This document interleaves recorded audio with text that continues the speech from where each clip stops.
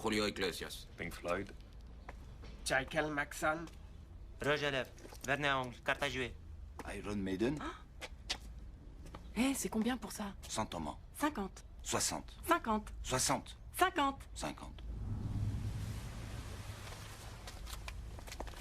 Et toi, c'est quoi cette tenue? C'est quoi ces chaussures de punk? Quelles chaussures de punk? Ça là. Mais c'est des baskets. Cette forme, c'est punk. C'est parce que je fais du basket au club de mon école. Et cette veste, c'est pour faire du basket aussi. Ça, qu'est-ce que c'est? Michael Jackson? Ce symbole de la décadence occidentale. Mais pas du tout, madame. C'est Malcolm X. Tu te fous de moi? C'est Michael Jackson. Baisse ton foulard, petite pute. Allez, ça suffit. Tu viens avec nous au comité. Pardon, madame, je recommencerai plus. Madame, ma mère est morte. C'est ma méchante belle-mère qui s'occupe de moi. Si je rentre pas tout de suite à la maison, elle me tuera. Elle me brûlera pour faire repasser. Elle obligera mon père à me mettre dans un orphelinat. Pitié, pitié, madame, pitié, pitié, pitié.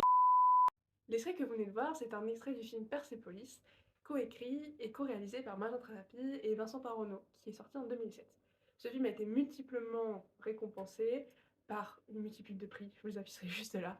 Et surtout, il a été quand même nommé aux Oscars. Son succès, c'est notamment grâce à son auteur, Marjane Satrapi, qui en fait est aussi l'auteur des BD Persepolis, dont je vous mets les petites icônes juste là, qui sont sortis entre 2000 et 2003. Choisis ta place. Voilà. On te voit là? Ah oui, on te voit. Fais coucou.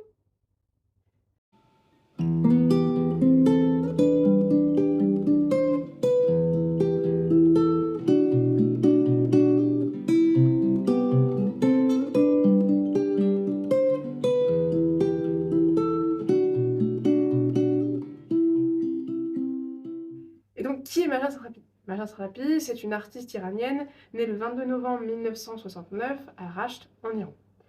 Elle a plusieurs corps à son art, puisqu'elle est réalisatrice, illustratrice, dessinatrice, peintre, et elle est également actrice parfois. Elle a joué dans 2 films, dont un avec son mari Mathias Ripas, un Suédois.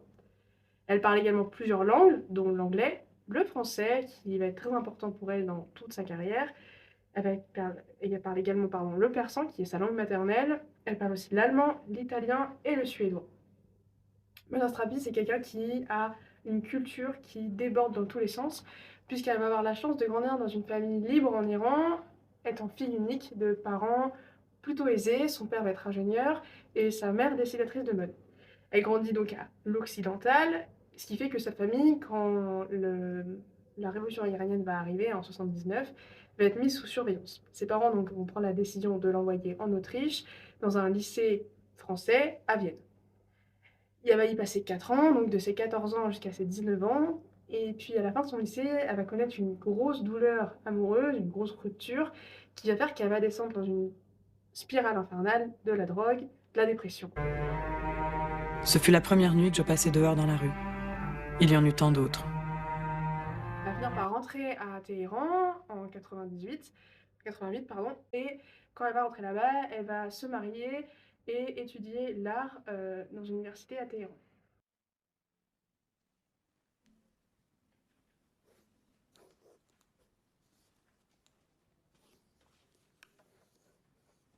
Mais putain, c'est pas possible. Où qu'on se place, on voit toujours la même chose. Tu parles d'un cours d'anatomie. Le seul truc qui dépasse, c'est son gros nez. En 1993, elle part en Espagne, à Barcelone. On ne sait pas trop ce qu'elle y fait là-bas. Puis elle atterrit à Strasbourg l'année d'après pour continuer encore des études. Elle est diplômée de l'École supérieure des arts décoratifs de Strasbourg et elle s'installe de façon définitive à Paris. C'est à partir de ce moment-là que finalement tout va commencer pour elle, puisqu'elle va commencer à travailler donc, dans l'atelier des Vosges, qui a formé plein d'autres grands noms, je vous les mets juste là. Pardon. Et pour elle, c'est une vraie révolution. Elle adore la BD, elle adore l'univers, et elle va notamment lire l'univers de Mars Art Spiegelman. Et c'est là qu'elle va commencer donc à écrire ses premières BD à elle.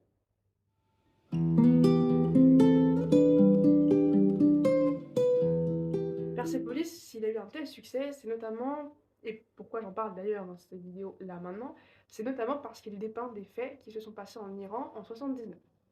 En 1979, il s'est passé la révolution iranienne. C'est pas n'importe quel événement, puisque encore aujourd'hui, l'Iran est sous ce régime. Pour les personnes qui ne sont pas au courant, et c'est normal qu'on n'en parle pas trop, puisque c'était il y a déjà un petit moment, c'était en 1970 que là vraiment ça a commencé. Rappelons-nous, Raja Satrapi est né en 69. En 70, une début de révolution iranienne s'oppose en fait à un régime qui commence à pas être très stable. Le Shah, donc l'ancien dirigeant de l'Iran, a été renversé et a été remplacé donc par un dictateur qui fait qu'aujourd'hui l'Iran est encore sous un régime islamiste totalitariste, un dictateur. On peut l'entendre parfois encore aujourd'hui, notamment avec la révolution féministe iranienne qui a fait grand bruit ces derniers temps, et j'en parlerai bien sûr à la fin pour faire un lien avec notre artiste. Il s'est passé autre chose. Il y a eu la guerre entre l'Iran et l'Irak, la guerre avec des bombardements, des attaques, etc., etc. Et donc c'est dans ce contexte que l'autrice donc a grandi. Il y avait Momo, Thierry, Olivier et Ève. Ma nationalité et mon histoire les fascinaient. T'as vu une révolution et une guerre. Ah ouais? Et t'as vu beaucoup de morts? Quelques-uns? Waouh. Balèze. Donc moi j'aimerais bien m'intéresser à quelque chose aujourd'hui, c'est-à-dire comment un événement historique majeur peut-il influencer un artiste, en tout cas marquer son début d'engagement, et ici donc comment la révolution iranienne peut marquer le début de l'engagement artistique et le début de sa vie artistique, donc Marjane Satrapi,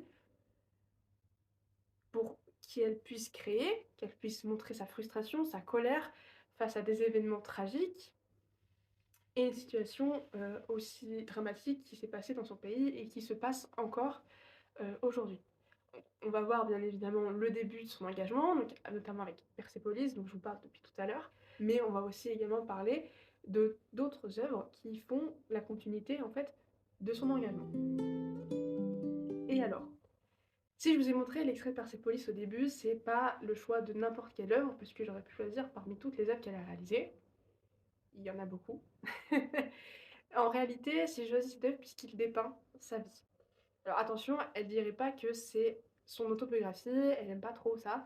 Elle parle plus que elle, c'est Marjane, et celle qui est dans Persepolis, que ce soit dans les BD ou dans le film, c'est une autre Marjane. C'est un peu comme le jeu et jeu de Proust finalement. Il y a le moi qui existe, qui écrit l'histoire, et il y a le moi qui l'a vécu, qui donc le vit par le biais de moi adulte. Si c'est pas très clair, en gros, je vais vous expliquer. Marjane Satrapi, elle a écrit son histoire d'elle enfant par le prisme de ses yeux d'adulte et par rapport à ce qu'elle a vécu entre-temps. Donc ça peut être parfois biaisé, parfois romancé et des souvenirs parfois partiels. Est-ce que c'est beau? Super.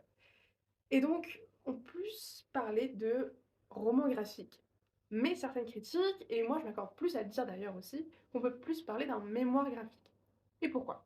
Un mémoire graphique, c'est pas n'importe quoi. Un mémoire, c'est une œuvre qui relate des faits d'une personne, une biographie, une autobiographie, plus une autobiographie, qui, en fait, si on peut dire grossièrement, est en relation avec un événement historique important. Par exemple, on aurait pu parler des mémoires de Charles de Gaulle pendant la Seconde Guerre mondiale. En gros. Ou la guerre d'Algérie. Parenthèse fermée. Alors, le début de son engagement, qui est-il? Elle parlera jamais d'engagement politique, elle parlera jamais d'œuvres politisées, puisqu'elle va toujours refuser en réalité de dire que ces œuvres sont politisées. Elle va plus parler, notamment dans ses interviews, quand on lui pose la question, elle va lui dire « Non, j'ai juste voulu dépeindre une vie d'une petite fille qui vivait un moment très difficile pour son pays, et elle a voulu le faire ressentir aux téléspectateurs. » Personnellement, quand j'ai vu Persepolis pour la première fois, j'étais au collège et j'ai pleuré, autant les deux, vraiment. Je pense qu'on peut pas faire plus que les deux. Ce film regorge d'humour, il va même recevoir un prix d'humour, c'est pour vous dire. Il regorge d'humour, de tristesse, de tendresse, de dureté, et tout est signifié en noir et blanc. Les seuls passages qui sont en couleur, en fait, c'est quand elle revient à Téhéran. Vous savez, quand elle revient d'Autriche, pour revenir à Téhéran quand elle est plus jeune, c'est les seuls moments en couleur, puisque c'est les seuls moments de vraie liberté qu'elle va connaître. Mais alors Persépolis, s'il n'est pas politisé par l'autrice, il est politisé de toute façon. Eh oui, parce que de toute façon, il va être interdit en Iran, vous doutez bien qu'il va pas être diffusé, et ni les BD, ni le film. Donc malgré elle, ce film est quand même politisé, et finalement il relate quand même légèrement un petit engagement politique autour de tout ça. Au-delà de ça, on sait aussi qu'elle peint depuis son plus jeune âge, en tout cas c'est relaté dans ses nombreuses biographies que j'ai pu lire, elle peint. Et elle peint uniquement des femmes, et ça on le sait notamment grâce à des expositions dont je vous parlais tout à l'heure. Elle peint que des femmes, et finalement est-ce que ce serait pas un côté engagé finalement? On pourrait s'y pencher, on pourrait avoir une réflexion là-dessus, il faudrait faire la réflexion avec plusieurs autres personnes qui se disent non engagées dans une cause, et qui finalement font des œuvres qui relatent fortement quand même d'un engagement n'importe quel qu'il soit. Ça pourrait être une question intéressante à se poser. Bon alors, Maja Satrapi du coup, maintenant, qu'est-ce qui fait qu'elle continue son engagement? Parce que Persépolis c'était en 2007, et malgré le fait qu'ils sont encore très populaires aujourd'hui, quand je parle de Persépolis, les gens me disent « Ah bah oui, ce film-là, je vois de quoi tu me parles ». Bon, déjà ça me rassure, mais surtout, qu'est-ce qu'elle continue à faire aujourd'hui pour pousser cette réflexion? Eh ben, en 2013, je l'ai dit, elle peint, et elle va faire une première exposition à la Galerie Saint-Jérôme à Nanterre, qui va être uniquement autour des femmes, et elle va le renouveler cette expérience en 2019, pareil, toujours en faisant une exposition autour des femmes et uniquement autour des femmes. Je peux vous mettre deux petites idées de ce qu'elle fait. On retrouve très fortement les traits de Persépolis, que vous pouvez voir juste derrière moi. Et en juillet 2022, après avoir Et en juillet 2022, on sait qu'elle est aussi chevalier des arts et des lettres, ce qui n'est pas rien. Et d'ailleurs, en parlant de ça, elle est aussi mandatée en juillet 2022 pour participer à l'élaboration d'une fresque pour les Jeux Olympiques 2024 à Paris avec les Gobelins. Et oui, ça va jusque-là. Quand je vous dis qu'elle sait tout faire, qu'elle a plusieurs cordes à son arc, c'est pas juste... Voilà, je vous dis, il manque juste la sculpture finalement, et l'architecture. Donc moi j'ai déjà une petite idée potentiellement du thème qu'elle va pouvoir aborder. Attention, les femmes. Waouh, là je pense qu'on est très surpris tous. On sait pas encore, mais moi je mets mon petit PQ là-dessus. Donc, je vous l'ai dit, elle peint que les femmes, même si dans Persépolis on retrouve aussi des personnages masculins, c'est pas les personnages principaux. Ces personnages principaux, ça va être sa grand-mère, elle, sa mère, et il va y avoir son oncle aussi, qui va avoir une vie d'opposant politique, puisqu'il est musicien, etc. Et son père, et parfois des hommes qui vont pas toujours être sous leur meilleur jour. Voilà. En gros, c'est le représentant de l'État, et donc un État totalitariste. La continuité de son engagement, elle se montre aussi par d'autres œuvres, dont je vous ai parlé tout à l'heure, mais aussi notamment sur son compte Instagram, que vous avez vu au début de la vidéo, où en fait elle continue à militer pour le droit des femmes en Iran, notamment parce qu'il se passe en ce moment. Si vous n'êtes pas au courant de ce qui se passe, je vais vous faire un petit récap. En Iran en ce moment, vous savez qu'une jeune femme a été tuée suite au mal port du voile, et la police, donc la répression des mœurs, ceux qui sont chargés de faire respecter correctement les lois islamiques, l'a arrêtée plutôt violemment, et ça s'est mal terminé. Et du coup, il y a une grosse vague de soutien qui est apparue dans le pays, mais c'est pas la première. Comme vous pouvez voir derrière moi, de nombreuses femmes et hommes ont toujours manifesté pour garder les droits qu'ils ont acquis durement, puisque avant, l'Iran était vraiment un pays même plus libre que dans certains pays occidentaux vis-à-vis des femmes. Vu que normalement, dans l'islam, la femme et même une femme, c'est quelque chose de sacré. Et ce qui s'est passé, c'est que quand l'Iran est arrivé sous une dictature, bon. Et maintenant, quelle est la continuité de son engagement? Bien, les peintures, son compte Instagram, la tapisserie qu'on a hâte de découvrir en 2023, 2024. On ne sait pas trop comment elle va être diffusée. Bon, j'espère que j'ai été plutôt claire, j'espère que ça vous a plu, que ça vous a poussé à redécouvrir ou découvrir les œuvres de Maja Satrapi si vous ne la connaissiez pas. Moi, je vous invite vivement à aller voir Persépolis. Ce film est juste simplement un chef-d'œuvre du pur génie. Je suis absolument pas objective puisque ce film m'a vraiment bouleversée, m'a fait comprendre, il me fait prendre conscience aussi de ma place en tant que femme ici dans une société occidentale, même si bien évidemment tout n'est pas parfait. J'ai conscience de la chance que j'ai.